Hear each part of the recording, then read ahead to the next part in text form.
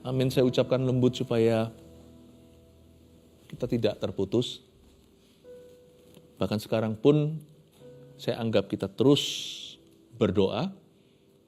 Saya dedikasikan saat teduh bersama pada hari ini live sekarang sebagai kebaktian doa. Jadi tidak perlu Anda bawa catatan, tidak perlu tulis apa-apa. Ya, fokus saja, kita mau bersyafaat.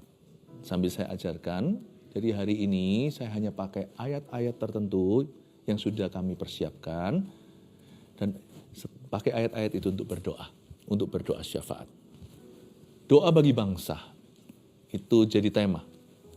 Saya tahu keluarga Saat Teduh Bersama berada di mana-mana dan berlatar belakang berbagai suku bangsa. Bahkan tidak sedikit di antara kita, misalnya bangsa Indonesia yang diaspora sampai ke seluruh dunia. Anda sekarang ada di Rusia, ada di Eropa, ada di Timur Tengah, di mana-mana. Doa bagi bangsa ini bukan hanya bicara tentang nationality atau kewarganegaraan kita saja, tapi di mana kita ditempatkan, kita juga harus menjadi rumah doa bagi tempat itu. Saya ajak kita buka dulu Yeremia pasal 29 ayat 7. Usahakanlah kesejahteraan kota kemana kamu aku buang. Dan berdoalah untuk kota itu kepada Tuhan, sebab kesejahteraannya adalah kesejahteraanmu. Ini adalah perintah Tuhan dan nubuatan lewat Nabi Yeremia kepada orang-orang buangan bangsa Israel waktu itu diasingkan karena kalah perang. Mereka berada di Babilonia, zaman sekarang geografinya ada di Irak, Iran. Dan mereka di situ diangkut semua ke sana. Termasuk Daniel, Sadrak, Mesak, Abednego. Dan ketika mereka ada di sana, Tuhan bilang sama mereka, kamu gak hanya berdoa buat bait suci, bait Allah yang runtuh di Yerusalem, tapi kamu juga harus berdoa. Usahakan kesejahteraan kota kemana kamu aku buang. Skup lebih kecil dulu, bukan negeri. Tapi kota masing-masing kita. Siapa ada di Frankfurt, Germany sekarang. Ya. Siapa juga yang diantara Anda hari ini ada di Medan. Demikian pula ada di negeri jiran, sekarang ada di Kuala Lumpur, mungkin ada di Sarawak. Juga ada pula yang di kota-kota yang lebih jauh, misalnya di Amerika Serikat, di kota besar seperti New York City. Dimanapun Tuhan taruh Anda, kalau bangsa Israel itu mereka dibuang ke situ, bukan kebetulan. Allah menempatkanmu di sana agar Anda menjadi berkat, menjadi terang, menjadi garam, sebelum kita kesaksian, sebelum kita menyaksikan Yesus, sebelum kita berinteraksi dengan orang-orang, bangun kehidupan rohanimu untuk kota itu. Doalah, sebab kesejahteraan kota itu kesejahteraan Anda. Misalnya kota itu kena gempa, apa Anda tidak kena? Kalau terjadi krisis ekonomi, masa kita tidak kena imbasnya? Kena juga. Jadi Tuhan taruh kita di sana itu bukan sebagai tumbal, tapi taruh kita di sana sebagai ambasador iman, ambasador doa. Berdoalah untuk kota itu. Sebut kotamu. Sebentar lagi saya ajak kita berdoa ya. Siapkan hati. Saya nggak tahu berapa orang sekarang menyaksikannya. Tentunya tidak semua orang mengerti. Kalau it's not for me, kalau bukan untuk saya, kadang-kadang kita sih malas nggak mau ikut saat teduh hari ini karena nggak untuk aku. Kita nggak ngerti kesejahteraan kota, kesejahteraan kita juga. Kecelakaan kota juga kecelakaan kita. Jadi apapun juga yang kita lakukan untuk orang lain, kita sendiri akan kena. Dan itu saya percaya Anda yang dewasa yang mengikuti ini, saat teduh bersama hari ini, I'm very proud of you, saya sangat bangga. Dari satu ayat ini aja, gimana sih cara doain kota? Simple ya, lalu kita praktekkan yuk abis ini ya, sebelum nanti saya ke ayat berikutnya. Yang perlu kita doakan adalah keamanan kota itu. Penting, karena kita ini punya kunci kerajaan. Kita bisa ikat, bisa lepas, dan sorga akan melepaskan, mengikatnya pula. Kita harus melawan roh jahat karena peperangan kita bukan melawan darah dan daging. Tapi kita harus ikat. Keberadaan kita di sana harus menentang kuasa kegelapan. Doa. Jangan takut nanti serangan baliknya apa. Itu menurut saya sih overrating ya. Ya kita tidak boleh ceroboh, saya ngerti. Tapi banyak, kita itu belum doa udah WO, udah takut dulu. Don't be afraid. Orang yang doa itu dilindungi Tuhan. Orang yang doa itu sendiri juga akan mendapatkan pembasuhan, doa untuk keamanan. Kita penting sekali untuk berkata, aku tengking roh ini. Kalau kita sadari kota itu penuh pelacuran, ya kita harus ikat dalam nama Yesus roh perzinahan. Supaya jangan ada lagi satu suami yang baik atau papa yang baik di rumah itu jatuh dalam dosa. Memang kita harus jaga secara sengaja, tetapi spirit juga kita harus berjaga-jaga. Kekerasan yang terjadi dan sebagainya, kita harus doa. Satu, keamanan ya. Yang kedua apa lagi? Kemakmuran. Kemakmuran ini bukan serakah, matre banget, bukan. Ini bicara soal berkat ekonomi di kota itu. Kita harus berdoa. Ingat ketika bangsa Israel di satu tempat itu langsung penghijauan. Di padang belantara pun, padang gurun, padang pasir pun, seharusnya nggak ada air. Dari batu pun keluar telaga. Kita harus berdoa supaya ekonomi kita diberkati. Karena banyak orang yang bekerja di situ, banyak rakyat. Kita berdoa juga. Justru yang berdoa itu nanti yang pertama-tama jadi berkat. Bukan menerima berkat, justru kita jadi berkat. Ya, kita doa. Saya nanti kepingin juga yang kedua ini saya mau doakan untuk pekerjaan Anda. Supaya apa-apa anak-anak Tuhan benar-benar dipelihara. Dan bahkan kalau anak-anak Tuhan itu dipercayai, 5 roti 2 ikan aja di tangan mereka. Kan Yesus pecah-pecah roti. Tuhan kasih siapa dulu? Langsung ke mereka yang duduk di rerumputan? Tidak. Tuhan serahkan dulu ke tangan disciples, kepada tangan murid-muridnya. Apapun yang di tangan mereka, akan Tuhan lipat gandakan. Saya berdoa supaya Allah menjadikanmu jawaban di kota tempat tinggal Anda. Tuhan menjadikan Anda bagian dari solusi kota itu. Minta ekonominya diberkati. Dan termasuk buat bangsa negeri, tak terkecuali Indonesia. Zaman sekarang ini perang tarif, perang dagang. Jangan takut. Tuhan sertai kita. Tetap ada yang namanya kota di Mesir, namanya Goshen itu yang Tuhan luputkan. Yang lainnya kena berbagai tulah, tapi tempat itu ternaknya aja diberkati. Apalagi manusianya. Saya percaya itulah bagian orang-orang percaya. Bukan berarti kita selalu mulus. Kita selalu happy, ya enggak. Kita juga mengalami imbasnya. Tetapi dalam Tuhan selalu ada jalan. Katakan amin. Yang ketiga, selain kemakmuran, adalah kebangunan rohani. Ini lebih penting. Ini lebih penting. Karena ini yang benar-benar jadi sumber mata airnya. Roh pertobatan. Pencurahan Roh Kudus besar-besaran. Individu lepas individu mengalami transformasi karena kuasa Roh Kudus. Dan nama Yesus ditegakkan.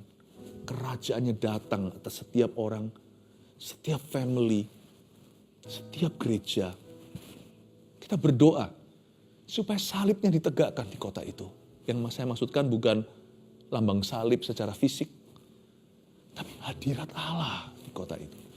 Kita mesti undang. Ya, siap ya?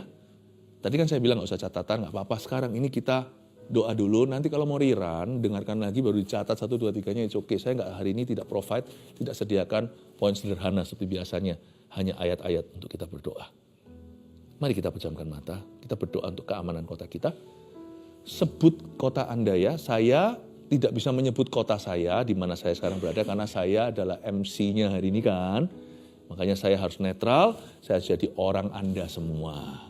Karena itu kalau saya minta Anda sebut kota Anda, sebutlah sekarang. Mari kita berdoa Tuhan Yesus. Semua berdoa Tuhan Yesus. Berkati kotaku dengan keamanan. Sebut kotanya, bilang kotanya. Ya, kota tempat tinggal Anda atau tempat Anda kerja. Kalau Anda kerjanya di kota A, nanti pulangnya ke kota B, sebut dua-dua. Aku minta ya Tuhan Yesus, kota ini diberikan keamanan. Engkau lindungi anak-anak-Mu dulu Tuhan di kota ini. Luputkan mereka dari mara bahaya.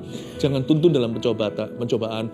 Bebaskan dari yang jahat. Seperti doa Bapa kami ya Tuhan. Kami berdoa ya Tuhan Yesus, tutup bungkus dengan darah Yesus setiap pelosok kota ini. Tutup bungkus Tuhan. Kami minta malaikat-malaikat-Mu Kau kirim berjaga-jaga. Kami ikat orang kuat. Mulai tengking, jangan takut. Bilang dalam nama Yesus, aku patahkan roh kekerasan, roh kejahatan di kota ini, roh pelacuran. Aku patahkan di dalam nama Yesus penyembahan-penyembahan berhala, semua praktek okultisme, dan semua ya, di daerah-daerah yang khususnya rawan, yang selalu terjadi kejahatan, perampokan, kami tolak dalam nama Yesus. Tempat ini tempat sejahtera. Kota ini orang tidak akan takut untuk invest di dalamnya. Orang-orang tidak akan takut ya Tuhan Yesus untuk tinggal di sini, untuk berkeluarga di sini ya Tuhan, untuk memperbesar bisnisnya di sini di dalam nama Yesus. Ayo bilang keluarganya, ayo semua kita berdoa dalam nama Yesus. Ini kebaktian doa. Ayo semua doa, ngomong sesuatu. Haleluya. Di tempat di kota ini juga ya Tuhan, sekolah-sekolahnya ya Tuhan Yesus. Ya Tuhan, mengajarkan yang baik. Kau berkati Tuhan. Kami berdoa. Haleluya. Sekarang berdoa untuk pekerjaan, untuk kemakmuran, untuk ekonomi kotamu. Berdoa minta sama Tuhan. Tuhan kirimkan Tuhan pada kota ini. Sebutkan kotamu sekali lagi, kirimkan ya Tuhan pada kota ini, pada kota kami ya Tuhan. Kirimkan investor-investor ya Tuhan Yesus. Aku berdoa Kau lindungi bisnis-bisnis yang di sini, birokrasi yang ada. Aku berdoa ya Tuhan Yesus, Kau taruh orang-orang yang takut akan Tuhan. Paling tidak ada orang-orang yang punya nurani yang baik ya Tuhan. Kasih ya Tuhan Yesus.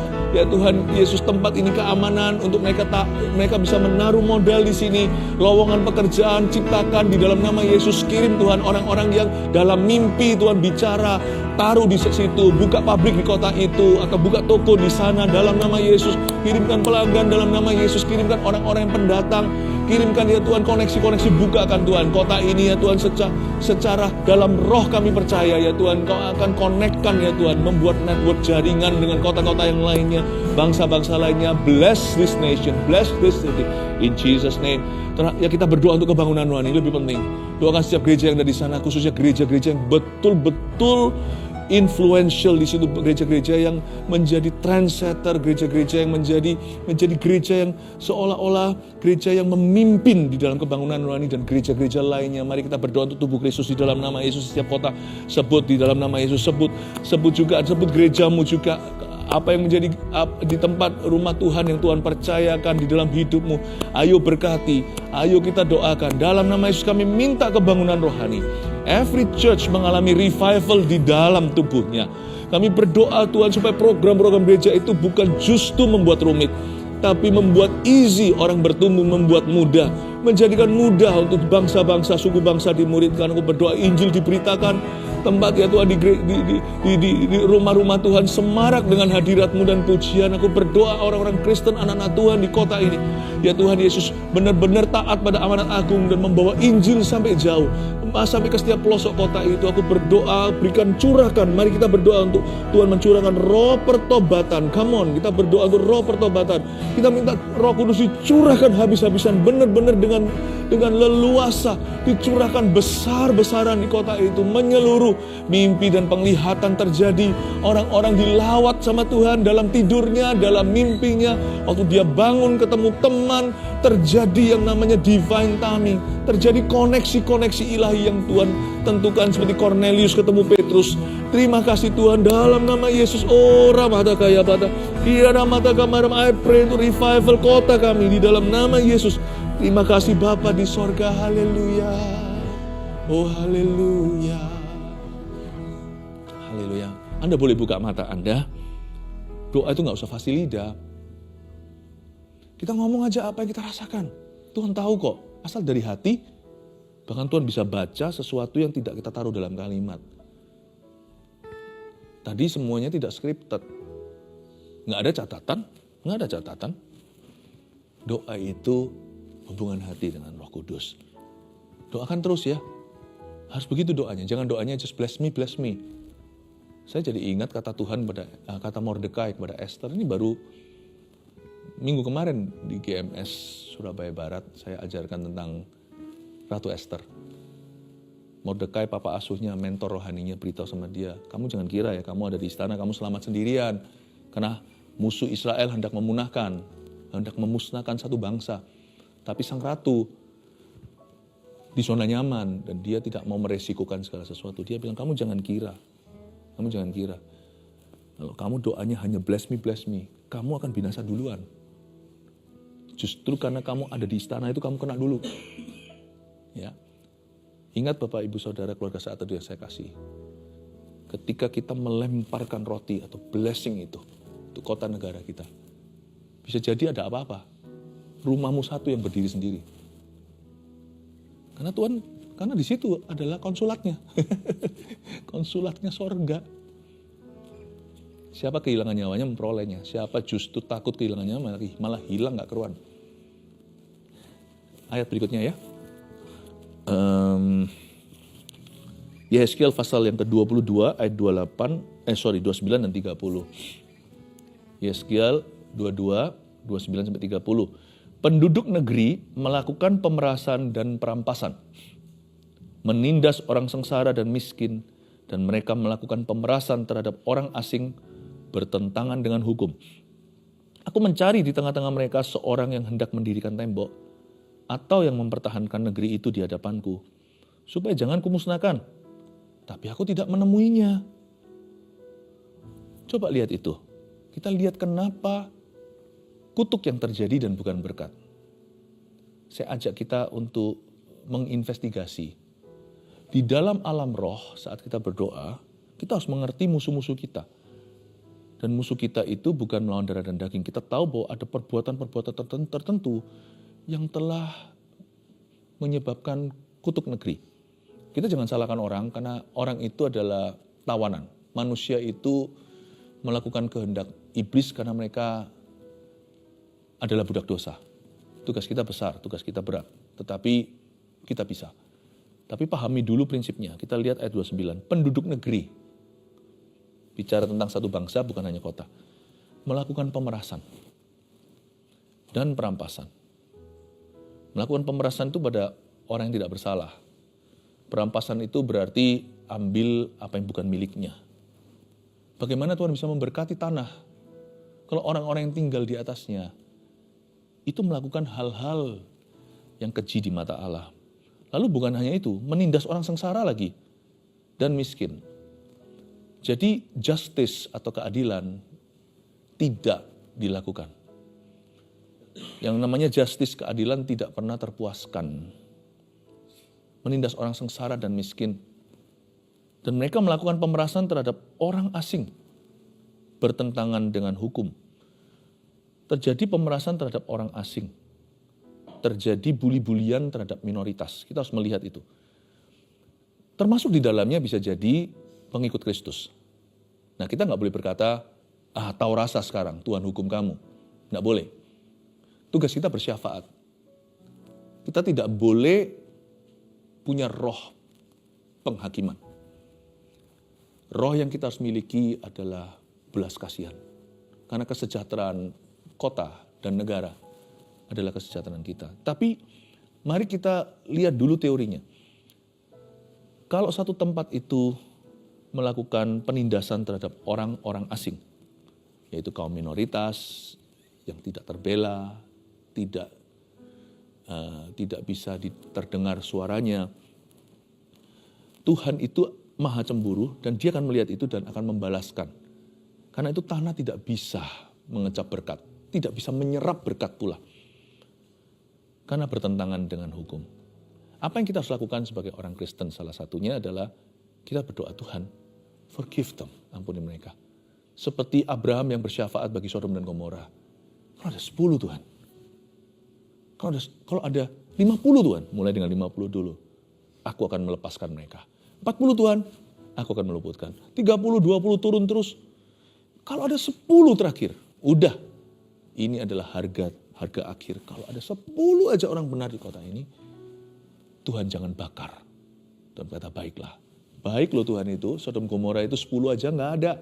Yang adanya Lot, istrinya, 2 orang putrinya, 2 orang menantunya. Ya, menantunya tidak mau ikut, tapi anak-anaknya yang ikut sama istrinya jadi tiang garam karena menoleh ke belakang. Anda hitung semua itu Ini pun gak tentu orang benar nih anak dan menantunya. Hanya 6, tidak ada 10. Tuhan tidak bakar kota itu sebelum keluarkan orang-orang ini. Lot selamat. Coba bayangkan, itu berkat doa syafaat. Doa syafaat siapa? Doa syafaat seorang sahabat Allah namanya Abraham. Sekalipun tanah itu berdosa dan darah Habil berseru daripadanya, penuh dengan okultisme, pemerasan, penindasan, pembunuhan, hanya Tuhan yang tahu. Dan khususnya paling Tuhan benci adalah melihat bagaimana orang-orang lemah justru tidak dibela, tetapi justru dijadikan korban, termasuk minoritas. Tidak heran di berbagai tempat, ya, di berbagai tempat yang menganiaya anak-anak Tuhan, pengikut-pengikut Kristus, tempat itu jadi kering kerontang. Tempat itu jadi susah sekali. Justru anak-anak Tuhan yang dibully harus berdoa. Ampuni mereka, seperti Stefanus. Ketika dia dirajam, dia berdoa dan berkata, ampuni mereka, dan dia melihat Yesus, anak Allah itu, berdiri di sebelah kanan Allah Bapanya. Di saat itulah ada seorang pemuda lain yang merestui kejadian itu, namanya Saulus, bertobat menjadi Rasul Paulus. Doa, posisi kita itu adalah doa, bukan mendendam, bukan membalas, tetapi berseru kepada Tuhan. Oleh karena itu di ayat 30, Tuhan berkata dari hatinya, aku mencari di tengah-tengah mereka. Di tengah-tengah siapa? Orang-orang jahat ini. Seorang, Tuhan nggak sebut angka yang fantastis, istimewa. Coba kalau bisa kutemukan satu saja. Coba baca, aku mencari di tengah-tengah mereka seorang yang hendak mendirikan tembok. Ini bukan tembok secara fisik, tapi menara doa. Atau yang mempertahankan negeri itu di hadapanku. Supaya jangan kumusnahkan negeri itu, tapi aku nggak ketemu, aku nggak menemuinya. Ku bawa hidupku sekarang ke tempat kudus-Mu, Tuhan. Di mezbah-Mu ku serahkan seluruh hidupku. Dapatkah Tuhan menemukannya hari ini di setiap kota dan negeri? Penuhi hatiku sekarang dengan urapan yang baru, agar aku lebih lagi mendengar suara-Mu.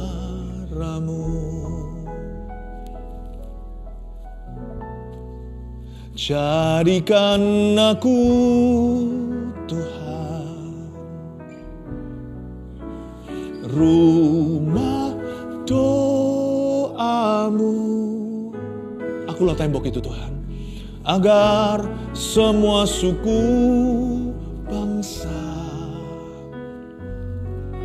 datang menyembah-Mu. Jadikan aku, Tuhan, rumah doa-Mu, agar semua suku bangsa datang menyembah-Mu. Makanya kita harus hidup beda, karena kita adalah rumah doa. Kitalah tembok yang Tuhan cari. Kitalah yang mempertahankan negeri itu di hadapan Tuhan. Kita sendiri jangan jadi pendosanya. Makanya kita harus beda hidupnya dengan penduduk negeri yang melakukan pemerasan, perampasan, nggak peduli sama orang sengsara, nggak pernah terbeban tuh orang lain, yang hidup bagi dirinya, hanya meraup keuntungan untuk dirinya, nggak punya misi apa-apa. Mempedulikan juga kagak sama orang-orang miskin, tidak. Melakukan pemerasan terhadap orang asing. Kalau kita lihat tamu, itu kan kebiasaan kita. Di mana-mana, itu orang kita nggak kenal. Maunya ngeklik sama orang-orang sendiri. Mungkin tidak minoritas. Tapi misalnya dalam persekutuan doa kita, di dalam gereja kita ibadah lalu ada orang baru. Kita nggak pernah. Ya karena kebudayaan kita malu-malu. Tapi apapun alasanmu, kita nggak ulurkan tangan berkata, halo namanya siapa? Welcome home ya. Boleh saya bantu ini itu. Kita nggak ada lah kebudayaan itu. Pastor Philip itu bukan orang Indo. Bukan sih. Ini bukan soal orang Barat, orang Timur. Orangnya Tuhan. Orangnya Tuhan itu selalu mencari orang yang asing. Orang asing nggak tentu warna kulitnya beda. Tapi yang asing di rumah itu. Apalagi kalau kita suka rasa-rasa, gitu. Apalagi kalau kumpul tuh ya. Wah, terus datang satu orang, wah baru pelonco dulu. Aduh itu biasa. Sekolah-sekolah juga gitu kan. Saya dulu juga pernah waktu saya kecil. Hanya karena mungkin sedikit beda dengan yang lainnya. Wah, langsung gimana? Wah, pokoknya kalau nggak dikerjain dulu gitu ya, orang baru. Gitu sifatnya. How can God bless that school? Gimana Tuhan bisa berkati sekolah itu? How can God bless your business? Gimana berkati bisnis Anda, berkati gereja Anda, berkati keluarga Anda. Kalau maunya eksklusif sama diri, sama orang-orang itu melulu. Gimana sih? Nggak justru kehilangan nanti segala sesuatu. Kita harus hidup beda. Kita temboknya Tuhan, rumah doa. Kita mempertahankan negeri. Itulah sebabnya saya dorong Anda untuk hidup kudus. Karena doa itu bukan sebuah aktivitas saja. Sebelum doa menjadi sebuah kegiatan, berdoa namanya, ada status namanya pendoa. Pendoa itu bukan nama sebuah ministry, pendoa itu panggilan. Bukankah Yesus berkata gitu sama murid-muridnya, khususnya 3 yang paling dekat? Tidak sanggupkah kamu berdoa bersama dengan aku 1 jam saja? Yesus butuh teman di Getsemani bukan karena Tuhan kesepian, karena Tuhan itu ingin mengajak kita masuk dalam pekerjaannya. Salah satu pekerjaan Yesus yang dahsyat hingga hari ini pun setelah dibangkitkan Tuhan masih sampai hari ini menjadi imam besar kita yang melintasi semua langit. Dan Tuhan itu ajak kita untuk melakukan apa yang Dia lakukan.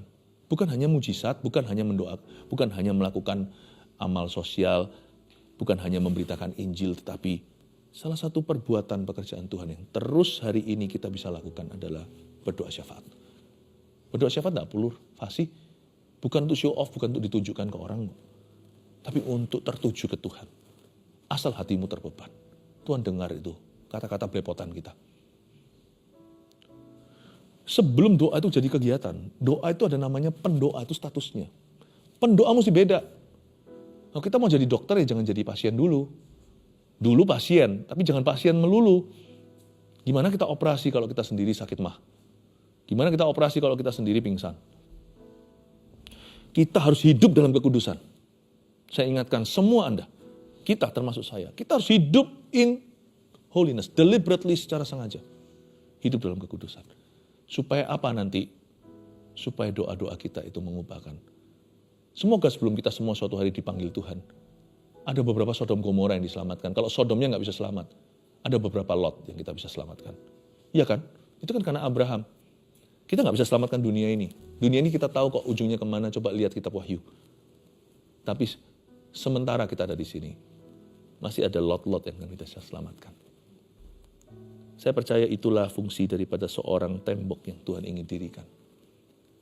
Sama-sama katakan, jadikan aku Tuhan. Letakkan tangan di dada gini. Sekarang kita bukan berdoa syafaat, saya mendoakan Anda. Rumah doamu. Sekarang kita doakan diri kita sendiri dan kita katakan, kita minta ini sama Tuhan, agar semua suku bangsa, yes, datang menyembahmu. Doakan dirimu sendiri supaya kualifikasi. Jadikan aku Tuhan, jadikan aku Tuhan, rumah doamu, agar semua suku bangsa datang menyembahmu. Ayat terakhir di 2 Tawarik pasal 7, ini famous sekali ayat ini, khususnya ayat 14, tapi saya baca dari ayat 12. Hari itu, zaman dulu ada seorang rumah doa yang bangun rumah, yaitu Bait Allah. Salomo namanya. Kemudian Tuhan menampakkan diri kepada Salomo pada malam hari dan berfirman kepadanya. Telah kudengar doamu dan telah kupilih tempat ini bagiku sebagai rumah persembahan. Saya berdoa supaya rumah Anda dipilih Tuhan. Supaya saat teduh pribadimu itu jadi mezbah. Dan saya berdoa juga supaya gereja Anda menjadi rumah doa. Tidak semua orang kepingin ke gereja yang begitu. Kalau mencarinya hanya gereja yang membuat nyaman. Tapi gereja yang punya misi, itu dekat di hati Kristus. Saya berdoa setiap gereja yang mendengarkan, kalau gereja yang saya gembalakan, ya itu tanggung jawab saya untuk terus memimpin ke sana. Tapi yang lainnya juga dengarkan saran ini. Bila mana aku menutup langit, sehingga tidak ada hujan, dan bila mana aku menyuruh belalang memakan habis hasil bumi, dan bila mana aku melepaskan penyakit sampar di antara umatku. Nah, kita baca sama-sama ayat 14, ini famous sekali. 2, 3, dan umatku, yang atasnya namaku disebut, merendahkan diri, berdoa dan mencari wajahku, lalu berbalik dari jalan-jalannya yang jahat. Maka aku akan mendengar dari sorga dan mengampuni dosa mereka, serta memulihkan negeri mereka. Kebangunan rohani terjadi. Oh, jangan khawatir tentang pekerjaanmu. Berkat itu mengalir. Di mana Tuhan itu berjalan, api menjalar di depannya membakar musuh-musuhnya. Gunung pun runtuh dalam hadiratnya. Tuhan kemana pergi? Coba Anda baca perjanjian lama. Dia jejak kakinya meninggalkan lemak. Paham kata lemak itu apa? Itu bukan kolesterolan. Lemak itu artinya berkat itu mengalir. Kemanapun di Yeskiel juga. Air itu, sungai itu mengalir. Ikannya besar-besar. Tumbuhannya hijau-hijau. Nggak layu daunnya. Berbuah pada musimnya. Dan apapun juga yang dialirinya, dilewatinya, sembuh. Ekonomimu sembuh. Pekerjaan, lowongan banyak nanti. Benar? Dan manpowernya, sumber daya manusianya hebat-hebat. Terjadi kebangunan rohani. Aku memulihkan negeri. Kata memulihkan itu bukan hanya memulihkan satu hal doang. Tuhan berkata, aku akan melakukan pekerjaan yang begitu dahsyat. Dan akan melengkapi. Sampai mencakup semua yang kau butuhkan dan tidak sempat kau doakan, aku sediakan. Apa yang matamu belum lihat, telingamu belum dengar. Tapi kalau ada yang berdoa, merendahkan diri, mencari wajahku, meninggalkan dari jalannya yang salah, nanti kebangunan rohani akan menular terhadap orang-orang yang salah. Mereka pun akan meninggalkan jalan yang salah. Will you be the first one? Apakah Anda menjadi orang pertama? Generasi terdahulu yang melepaskan diri dari jalan yang jahat itu dan mengambil tanggung jawab untuk berdoa. Saya ajak kita untuk menutup Alkitab kita. Mari kita terus menghampiri tahta. Saya percaya Tuhan hendak memberkati setiap pendoa-pendoanya. Tapi lupakan berkat terhadap dirimu sendiri. Mari kita berdoa buat negeri kita, berdoa untuk semua gonjang-ganjing dunia ini. Kita berdoa supaya Tuhan menunjukkan kemuliaan-Nya, khususnya melalui hidup anak-anak-Nya.